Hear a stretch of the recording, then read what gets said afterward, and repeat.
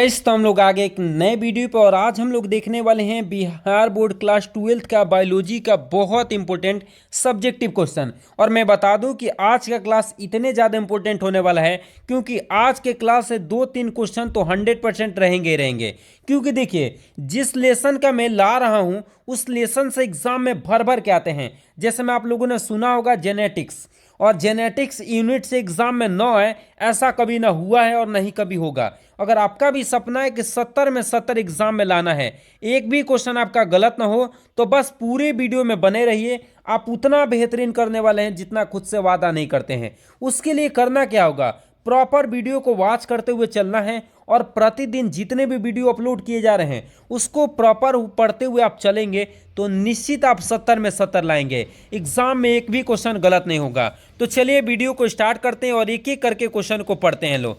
तो देखिए क्या है, इसके पहले वाले वीडियो में ये देखिए जीनोटाइप फिनोटाइप और आप लोग को ये क्वेश्चन, और ये देखिए उत्परिवर्तन क्या है और उसका बहुविकल्पता क्या है, सहगलनता क्या है, इसके बारे में डिटेल आप लोग को मैं पढ़ा चुका हूं। और आप अभी तक नहीं पढ़े हैं तो उस वीडियो को जाइए देख कर आइए। क्योंकि देखिए जितने भी वीडियो बनाए जा रहे हैं ये सब के सब बहुत इंपॉर्टेंट हैं और एग्जाम में यहां से भर भर के आते हैं। तो आपका भी सपना है कि इस बार बहुत बेहतरीन करना है और 400 प्लस रिजल्ट लाने ही लाने हैं, तो बस प्रतिदिन वीडियो को वॉच करते हुए चलना है। आप बहुत ही बेहतरीन करने वाले हैं। तो चलिए वीडियो को स्टार्ट करते हैं और क्वेश्चन को समझते हुए चलते हैं लोग। तो देखिए क्या दे रखा है, समयुग्मजी और विषमयुग्मजी एलील क्या है। समयुग्मजी और विषमयुग्मजी एलील लगा लीजिएगा इसमें। तो देखिए क्या होता है, समयुग्मजी किसे कहते हैं, तो एक जीन को बनाने वाले जब दोनों एलील क्या होते हैं, समान होते हैं। जब एलील को बनाने वाले क्या होते हैं, जब एक किसी जीन को बनाना होगा और दोनों एलील कैसा होगा, एक समान होगा, उसे हम लोग समयुग्मजी कहते हैं। जैसे में देखिए क्या है, ये दोनों जो है टीटी, ये दोनों कैपिटल में हैं, तो ये अलग अलग कहाँ है, दोनों अगर सेम रहे, दोनों क्या है कैपिटल में है, तो उसको हम लोग क्या बोलेंगे, समयुग्मजी बोलेंगे। उसी प्रकार देखिए क्या है, उसी प्रकार यहाँ पे देख रहे हैं कि दोनों कितना है, कैसा है, एक्स एक्स है, इसमें दोनों के दोनों क्या है, कैपिटल है, एक समान है, तो उसको भी हम लोग क्या बोलेंगे, समयुग्मजी बोलेंगे। और उसी तरह देखिए क्या है, ये क्या है, वाई वाई, ये भी दोनों कैपिटल में, इसी को हम लोग क्या बोलेंगे, समयुग्मजी बोलेंगे। लेकिन अगर अलग होगा तो क्या बोलेंगे, तो देखिए दूसरा परिभाषा पढ़िए कि एक जीन को बनाने वाले जब दोनों एलील एक समान नहीं होते हैं उसे हम लोग क्या बोलते हैं, विषमयुग्मजी बोलते हैं। जैसे में यहाँ पे देख रहे हैं कि क्या है, यहाँ पे एक्स वाई है, एक्स है और वाई है, तो ये दोनों अलग अलग हो गए हैं, तो अलग अलग हो जाए तो क्या होगा, विषमयुग्मजी होगा। उसी प्रकार देखिए एक कैपिटल ए है और ये स्मॉल ए है, तो ये दोनों को दोनों अलग हैं और दोनों के दोनों अलग हैं, तो क्या है, विषमयुग्मजी है। मतलब कहने का मतलब मेरा यही है कि अगर सेम होंगे तो उसको हम लोग किस में डालेंगे, समयुग्मजी में। अगर अलग अलग होंगे तो उसको हम लोग किस में डालेंगे, विषमयुग्मजी में। और यही खास बात है और इसीलिए एग्जाम में यहाँ से चांसेस बहुत ज़्यादा होती है कि एग्जाम में भर भर के आए। और हमें उम्मीद भी है कि आप भर भर के एग्जाम में आएगा और एग्जाम में आप बैठेंगे ना तो सारे के सारे क्वेश्चन आपसे बनेंगे और आप बहुत बेहतरीन करके एग्जाम में आने वाले हैं। बस करना क्या है कि प्रॉपर वीडियो को वॉच करते हुए चलना है, आप बहुत बेहतरीन करने वाले हैं। अगला देखिए क्या है, अगला है कि स्वप्रभाविता क्या है। तो देखिए क्या दे रखा है कि हेट्रोजाइगस कंडीशन में, हेट्रोजाइगस किसको बोलते हैं सुन लीजिएगा, होमोजाइगस इसको बोलते हैं समयुग्मजी को, और विषमयुग्मजी का ही अंग्रेजी क्या है, हेट्रोजाइगस है। क्या है, हेट्रोजाइगस है। तो किस कंडीशन में कह रहा है, तो हेट्रोजाइगस कंडीशन में कह रहा है। तो हेट्रोजाइगस कौन है, विषमयुग्मजी है।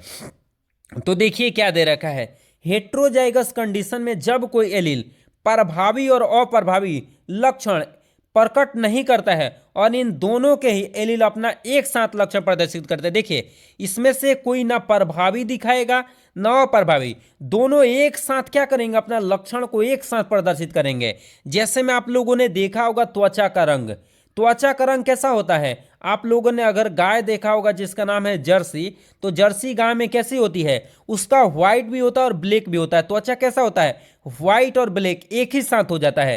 तो ये त्वचा का रंग किसका उदाहरण है, स्वप्रभाविता का उदाहरण, याद रखिएगा। उसी प्रकार देखिए एबीओ रक्त समूह, ये भी किसका उदाहरण है, तो याद रखिएगा स्वप्रभाविता का उदाहरण है। ये दोनों को आपको भूलना नहीं है क्योंकि ये दोनों के दोनों बहुत ज़्यादा इंपॉर्टेंट है और कितने बार एग्जाम में आए हैं इसकी कोई मतलब समझ अनुमान मैं नहीं बता सकता हूं, इसलिए एग्जाम्पल भी आप याद रखिएगा। एक साथ जो लक्षण दिखाएगा, एक साथ दो तीन लक्षण दिखाई देगा, उसी को हम लोग स्वप्रभाविता के नाम से क्या करते हैं, जानते हैं। और ये बहुत इंपॉर्टेंट भी है। अगला क्या है, अपूर्ण प्रभाविता क्या है। तो देखिए क्या है कि मेंडल के प्रभाविता के नियम के अनुसार F1 पीढ़ी में प्रभावी लक्षण उत्पन्न होते हैं, लेकिन कुछ जीवों के F1 पीढ़ी में उनके पारेंट से क्या होता है, भिन्न होते हैं। यहां पारेंट लिख लीजिएगा आप लोग। पारेंट का मतलब क्या होता है, मम्मी और पापा दोनों। तो पारेंट में एकदम भिन्न हो जाएगा, उसे अपूर्ण प्रभाविता कहते हैं। जैसे मैं एग्जाम्पल में आप लोग को बता रहा हूं, सुनिएगा। मेंडल क्या बोले थे कि अगर लंबा लेंगे और इसके साथ क्या लेंगे, बौना लेंगे, तो लंबा और बौना लेंगे, तो लंबा हमने एक्स एक्स मान लिया और बौना मैंने क्या मान लिया, वाई वाई। तो यहां से और यहां से जो गेमिट आने वाले हैं तो कैसा बनेगा, ये एक्स वाई। मतलब कहने का मतलब क्या है कि यहां पे जो आएगा उस शुरुआत में एक्स है तो इसको लंबा ही बोलेंगे, ऐसा उन्होंने बोला था, समझ रहे ना। लेकिन ऐसा हुआ नहीं, इन दोनों से भिन्न हो गया। क्योंकि एक वैज्ञानिक थे कार्ल कोरेंस, कौन वैज्ञानिक थे, याद रखिएगा, कार्ल कोरेंस। और उन्होंने मिराब फोरोक्लक पौधे पे काम किया, कौन, कार्ल कोरेंस। और उन्होंने क्या ले लिया, एक सफेद पौधा ले लिया। कैसा पौधा, मान लीजिए कि एक्स एक्स को मान लिया सफेद, और मैंने मान लिया कि ये जो वाई वाई है इसको उन्होंने लाल मान लिया, क्या मान लिया, लाल। और इन दोनों को भी रिएक्शन कराया तो एक्स और वाई बन गया। और इसको उन्होंने बनाया था क्या चीज, गुलाबी बन गया था। कैसा बन गया था, गुलाबी। तो आप देख रहे हैं मैं कहना क्या चाह रहा हूं कि इसको लिया था क्या चीज, लाल, और इसको व्हाइट। और इन दोनों में से ना कोई लक्षण आना चाहिए, लेकिन यहां पे क्या आ गया, गुलाबी। ना लाल आया ना व्हाइट आया, कैसा आ गया, गुलाबी। तो बिल्कुल नया आ गया, तो इसी को हम लोग स्वप्रभाविता कहते हैं। और देखिए ये क्वेश्चन कितने बार पूछा गया मैं बता नहीं सकता हूं। और 2024 में भी ये क्वेश्चन क्या किया गया था, पूछा गया क्वेश्चन था। और देखिए मुझे उम्मीद है कि आप लोग पढ़ने वाले हैं।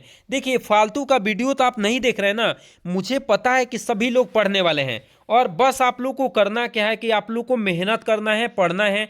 सफलता तो मिलेगा ही, लेकिन आप मेहनत करेंगे, पढ़ेंगे, तब सफलता मिलेगा। ऐसे सोचेंगे कि बिना मेहनत किए हुए कुछ हो जाए तो कुछ नहीं होने वाला है।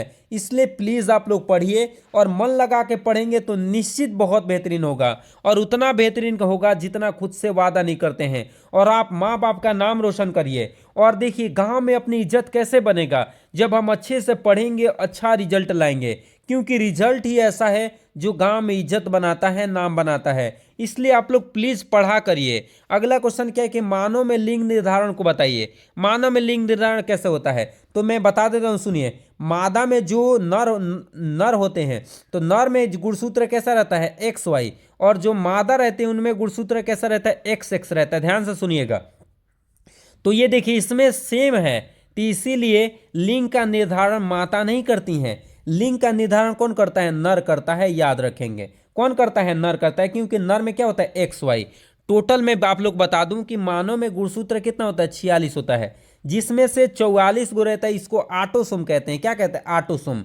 और ये माता में भी रहता है आटोसोम 44 को। तो ये जो 44 दिखाई दे रहे हैं, माता में भी, नर में भी सेम रहता है और मादा में भी सेम रहता है। अलग क्या रहता है, तो दो अलग रहता है। इसमें रहता है एक्स वाई नर में, और मादा में क्या रहता है, एक्स एक्स। यही तो अलग होता है, बाकी कुछ अलग नहीं होता है। और ये डिसाइड कौन करेगा कि लड़का होगा कि लड़की, तो डिसाइड किसके हाथों में है, ये पुरुष के हाथों में है।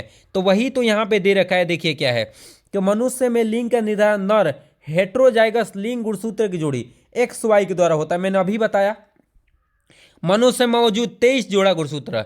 कितने जोड़ा होता है, 23 जोड़ा, जिसमें 22 जोड़ा को हम लोग आटोसोम कहते हैं। अभी बताया कि मैं 44 को क्या बोलेंगे, आटोसोम। और 23वें जोड़े को हम लोग क्या बोलते हैं, सेक्स क्रोमोजोम। और ये मादा में क्या होता है, एक्स, और नर में क्या होता है, एक्स वाई। और मनुष्य में 2 प्रकार का युग्मक बनता है और मादा में 1 प्रकार का। देखिए यहाँ पे दिखा रहे हैं, ये नर का है और ये मादा का है। तो नर में क्या है, 44 प्लस एक्स वाई है, और मादा में क्या है, 44 प्लस एक्स एक्स है। और यहाँ पे देखिए क्या है, 2 प्रकार के युग्मक बने हैं। इसमें से 22 आया है और एक एक्स आया हुआ है, और इसमें 22 और क्या बना हुआ, वाई। और इसमें एक ही प्रकार का बना है 22 प्लस 1। क्योंकि यहाँ पे बनाएंगे ना सेम वैसा ही बन जाएगा, इसलिए एक ही बनाएंगे। और देखिए रिएक्शन किया है, ये वाला अगर क्या हो जाए, इसके साथ रिएक्शन कर दे तो 22 और 22 कितना हो जाएगा, 44। और यहाँ पे एक्स है और ये एक्स है, तो एक्स एक्स तो ये क्या बन जाएगा, लड़की। और यही देखिए 22 प्लस एक्स वाई, एक्स और इसमें से वाई आ रहा है, एक्स आ रहा है, तो ये 44 प्लस एक्स वाई क्या बन जाएगा, लड़का बन जाएगा। और इस प्रकार लिंग का क्या होता है, निर्धारण होता है। और आप लोग अच्छे से फिर से इसको देख लीजिएगा और बार बार रिवीजन करेंगे तो निश्चित आप बहुत बेहतरीन करने वाले हैं। और देखिए, और आप अभी तक मेरे चैनल को सब्सक्राइब नहीं किए हैं तो प्लीज़ चैनल को सब्सक्राइब कर लीजिए। और आप लोगों ने अभी तक हमारे वीडियो को, जितने भी वीडियो डाला जा रहा है उसको नहीं देख रहे हैं तो प्रॉपर देखते हुए चलिए, आप बहुत बेहतरीन करने वाले हैं। और चलिए इसी के साथ मिलेंगे अगले वीडियो में, तब तक के लिए जय हिंद।